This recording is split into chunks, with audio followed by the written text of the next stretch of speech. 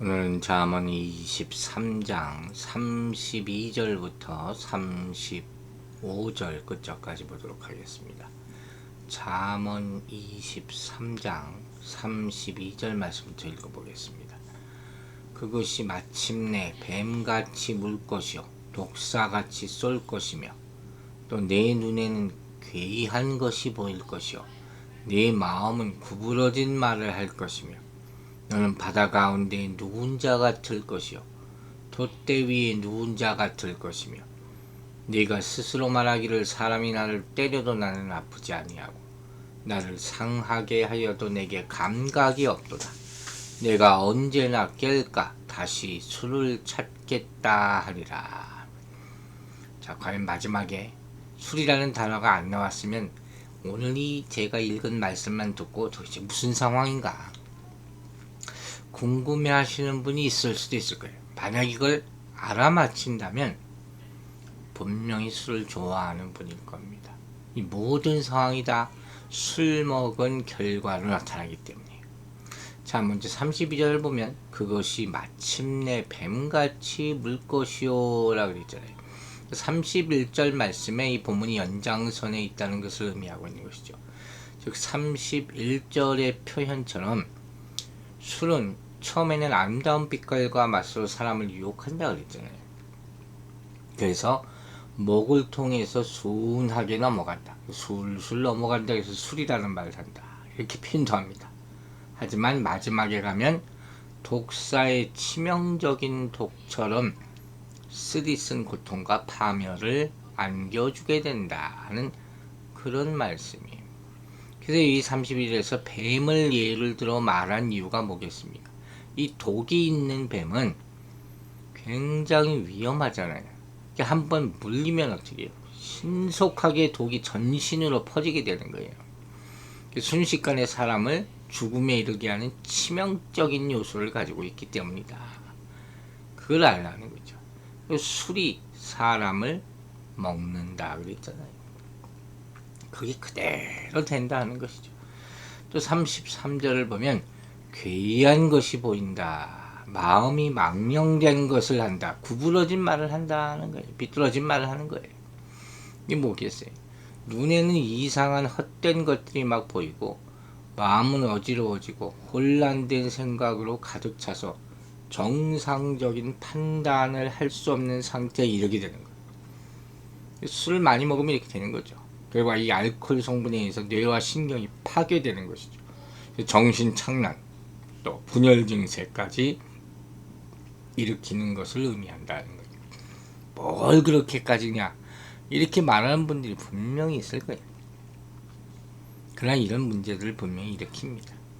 이게 다 이성과 감정과 의지가 병들게 되는 결과로 나타나는 거예요. 또 몸도 마찬가지죠. 면역 체계가 약해져요. 저항력이 약해지는 거예요. 그래서 나중에는 이게 나쁜 줄 알면서도 어떻게 몸이 저항하지를 못해요. 술을 먹어야지 꼭 해요. 소리 지르고 막 발광을 하는 사람들이 있어요. 참 안타까운 모습을 볼 수가 있는 것이죠. 근데 이 말들은 제가 이제까지 말한 것은 이 술의 수많은 해악이라는 것에 근거해 볼 때 그냥 단순한 표현에 불과한 것이 아니라 정말 정확한 의학적인 묘사라고 볼 수 있다는 거예요. 보면서도 깜짝 놀라죠. 야, 성경이 어떻게 이렇게 술 취한 사람에 대해서 정확하게 묘사를 하고 있나 하는 거죠. 술 먹는 사람들은 다 얘기하죠.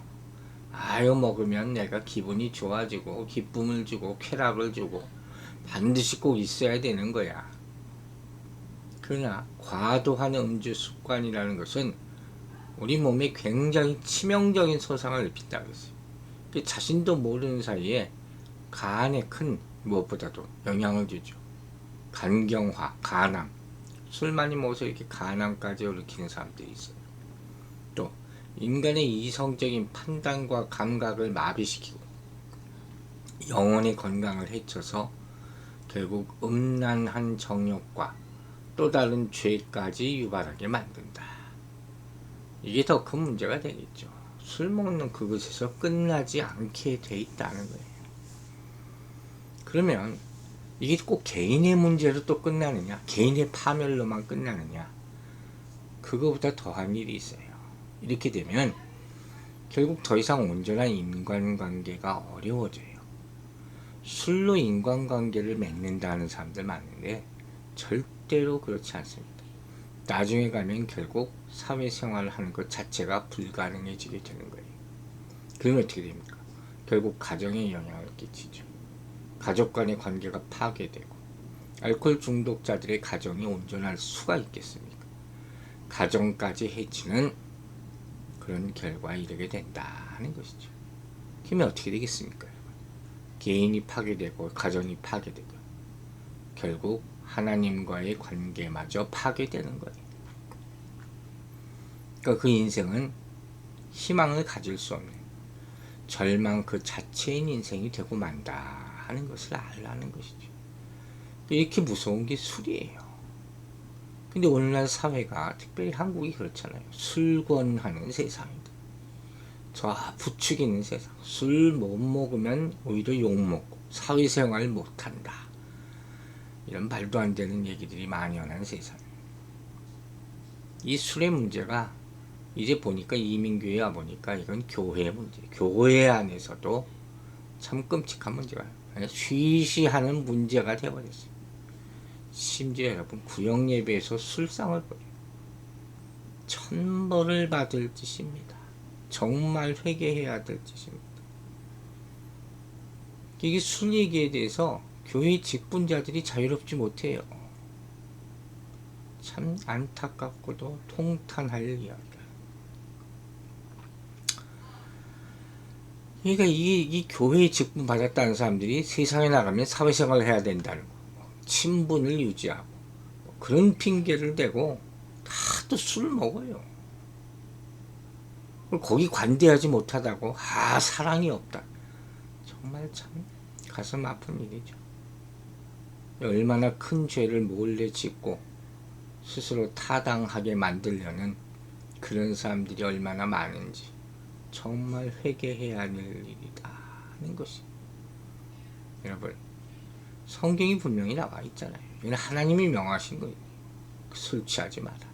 성도라면 반드시 지켜내야 할 신앙의 대원칙이에요. 물론 오늘날 이 시대를 살아가는 사람들이 이 명령을 싫어한다는 것이 아니에요. 사회생활 하기 위해서 많이 핑계를 대요. 하지만 우리가 잊지 말아야 될 것은 이건 하나님의 명령이에요. 그러므로 우리는 믿음으로 하나님의 말씀을 따라가고 결단을 내려서 끊어야 돼요. 맛으로 좀 분위기가 그러니까 포도주 한 잔이 와인 한 잔, 그게 어떻게 한 잔으로 끝납니까? 여러분 오늘 이 본문을 보면서 이 치명적인 술의 해악을 깨닫고 술의 유혹을 이겨내시기 바랍니다. 그리고 건강한 육신과 영혼을 가지고 하나님을 섬기는 믿음의 승리자가 되기를 주의 이름으로 축원합니다. 34절을 보면 술에 취해서 마치 환각 상태에 처한 모습에 이른 것 같은 걸 보여주죠. 술 취함의 해악을 더 생생하게 묘사하고 있다고 말할 수 있는 것이죠. 그게 뭐라고 되어 있어요? 너는 바다 가운데 누운 자 같을 것이요 돛대 위에 누운 자 같을 것이며. 사실 말이 안 되는 얘기죠. 바다 가운데 어떻게 눕습니까? 빠져 죽죠. 이 표현은 뭐냐면 문자적으로는 바다의 심장 가운데, 즉 파도가 심하게 요동할 때 가장 아래 파도의 골 부분을 나타낸다고 그렇게 설명되어 있어요. 요나서 2장 4절에 나타난 것으로 바다 깊은 곳이죠. 거기 누워있는 것 같다는 거예요. 그럼 무슨 모습인지 여러분 상상이 갑니까? 또 그 다음에 뭐라고 했어요? 병행해서 사용한 돛대 위에, 돛대 머리 위에 누워있다. 그러니까 이게 뭐겠어요? 술 취한 결과 나타나는 신체적인 반응을 표현한 거예요. 파도에 쉴 새 없는 울렁거림과 비틀거림에 빗대서 표현한 거죠. 길거리에서 이렇게 비틀비틀거리고 걷는 사람들 있잖아요. 땅바닥에 누워있는 사람들. 상상만 해도 끔찍하죠. 얼마나 불쌍합니까? 어떤 사람 막 땅이 올라온대요. 전봇대가 막 위로 올라오고. 이것뿐만 아니에요. 이 표현은 여기서 한 걸음 더 나아가서 자기 자신이 큰 위험 가운데 놓여 있다는 상황을 표현하는 것이죠. 눕다라는 말은 자다는 말, 죽는다는 말이에요. 결국 이러다 죽는 거예요. 길바닥에서 드러냈으면 죽는 거죠. 파도가 치는 배의 꼭대기나 침몰하고 있는 배 한가운데서 그것으로부터 벗어나기 위해서 적절히 행동하지 못하고 거기 누워있어요. 잠들어 있다는 거예요. 죽음으로 향하고 있다는 얘기죠. 또 그토록 요동하는 가운데서도 깨어나지 못한다 하는 사실은 술로 말미암아 인사불성의 상태가 되는 것을 그걸 묘사하는 것이죠. 이제 마지막으로 35절은 네가 스스로 말하기를 사람이 나를 때려도 나는 아프지 아니하고 나를 상하게 하여도 내게 감각이 없도다. 잘 보세요. 이들이 얼마나 어리석은 모습을 보여주고 있네. 술 취하면요 누구한테 얻어맞아도 아프지 않다는 거죠. 그죠? 감각이 없어져요. 다쳐도 다친지 몰라요. 근데 깨고 나면 머리서부터 온몸이 안 아픈 곳이 없다. 참 얼마나 수치스럽겠어요. 내가 어젯밤에 뭘 했는지 기억도 안 나고 왜 이렇게 온몸이 아픈지도 몰라. 그런 상황이죠. 그런데 여러분 더 웃긴 게 뭔지 아세요? 또 그걸 못 느끼게 하려고 아침부터 또 해장술을 먹는 사람들이 있어요. 참 사람들이 얼마나 어리석은가. 그 아픈 고통을 술 먹어서 또 마비시킨다는 거예요. 이건 독이죠. 이런 몸에 나타나는 현상뿐만 아니에요. 이 잠언이 얘기하는 바가 뭘까요? 우리 인간의 그릇된 행실에 대해서 여러 사람으로부터 지탄과 경계를 받지만 술에 취해서 그것을 전적으로 무시하고 외면하는 면모죠. 꼭 술이 아니더라도. 그죠? 감각이 없는 거예요.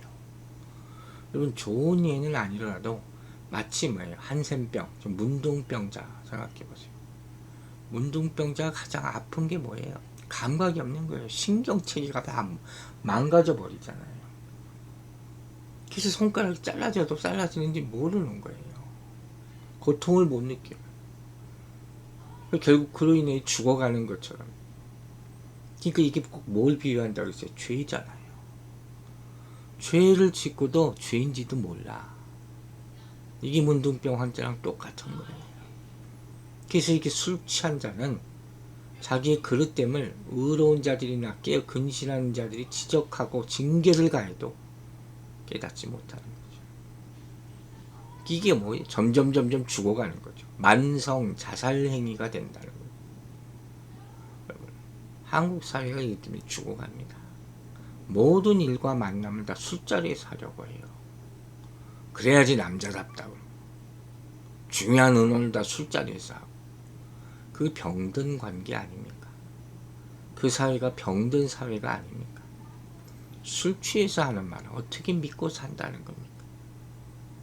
그걸 우리는 알아야 되죠. 이제 35절 후반부를 보면 내가 언제나 깰까 다시 술을 찾겠다 하리라. 또 그러고 먹는 거죠. 분명히 알코올 중독자의 모습이죠. 깨면 또 술부터 찾아. 무슨 일만 생기면 술부터 찾아. 얼마나 나약한 자의 모습입니까? 이 무서운 중독성을 보여주는 거죠. 처음에는 조금씩 먹겠죠. 아주 약하게. 그래서 점점 횟수도 많아지고 양도 늘고. 그래서 점점 높은 도수의 술을 먹게 돼요. 중독돼서 나중엔 도저히 거기서 헤어나올 수 없는 악순환의 늪에 빠지게 되는 거예요. 여러분 너무 안타깝죠. 이 말을 하면서 계속 안타깝다는 말만 하게 되는 거죠. 사람들이 왜 이렇게 해로운 술에 빠져있고 집착하게 되는 것일까? 그걸 우리 생각해 봅시다.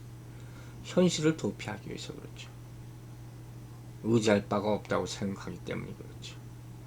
족함을 알지 못하기 때문이죠. 자기 마음이 들지 않는다. 그래서 이렇게 바람 잡는 것과 같은 허무감을 오히려 즐기려고 하는 거예요.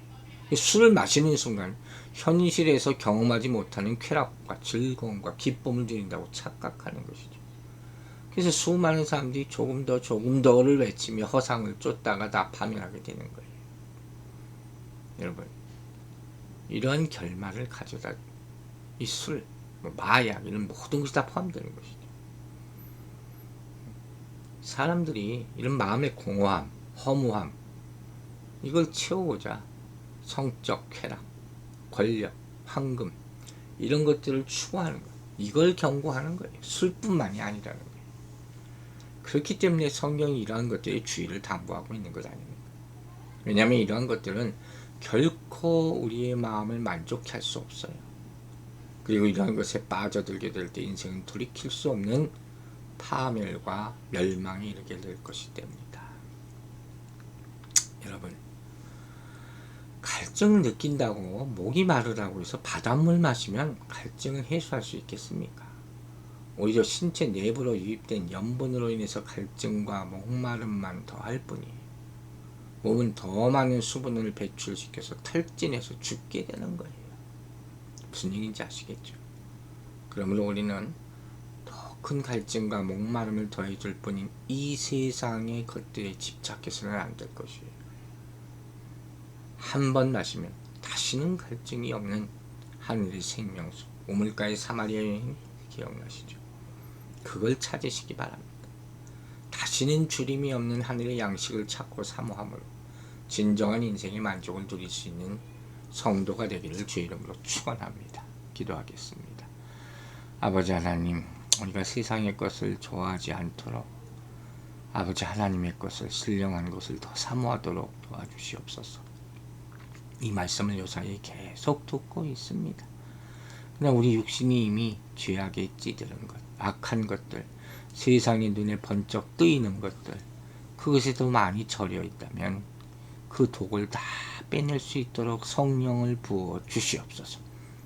그래서 부끄러운 과거들 완전히 단절하게 하여 주시고 하나님이 주시는 신선한 것들, 신령한 것들로 우리 심령을 가득 채워서 새로운 인생을 살 수 있도록 어두운 세력 가운데 빠져있는 자들을 구출해내어 주시고 새로운 세상을 보게 하여 주시옵소서.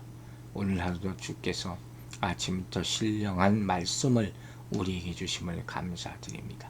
이 말씀을 통해서 우리가 정결함을 받게 하여 주시고 항상 주의 보혈과 성령에 의지하여 악한 모든 세상의 것들을 분별하고 이기고 나아갈 수 있도록 축복하여 주시옵소서. 감사드리며 예수 그리스도 이름으로 기도했습니다.